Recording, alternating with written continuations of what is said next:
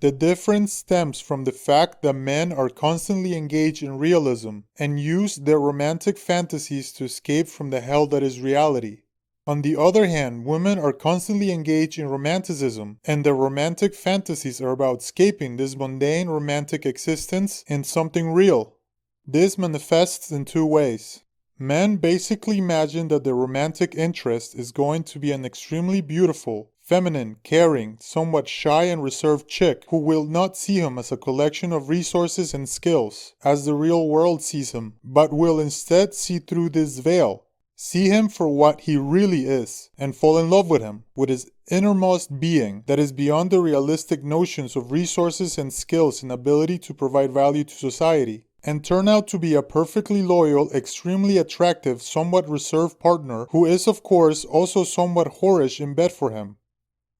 The female romantic fantasy is completely the opposite. Living in a totally unreal world, the world of the feminine. Their appearance is fake, their manners are fake, their behavior is fake. Everything has to be subdued and pretty, and the only way to impact the world is through subdued social manipulation and double meanings. Living in this kind of world, women desperately want the access to the real, and they can only get this access through the man that is going to possess them, who will turn their life from romantic artifice to reality. The ideal romantic fantasy of women then is an extremely powerful, inconsiderate, unromantic, except when he uses romanticism to contrast his otherwise totally emotional distant figure, man who is completely submerged in the world of the real, and in fact dominates the world of the real. What is the real? Brute ambition, competitiveness, physical strength, murder, money, drugs, forcefulness.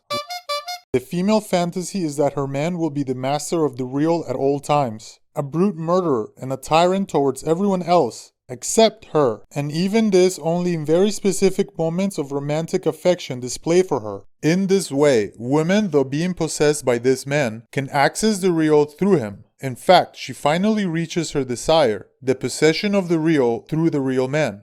The female ideal is precisely the moment where she makes her wish known to her supremely powerful partner, that she would prefer that someone like John the Baptist's head would be brought to her on a platter.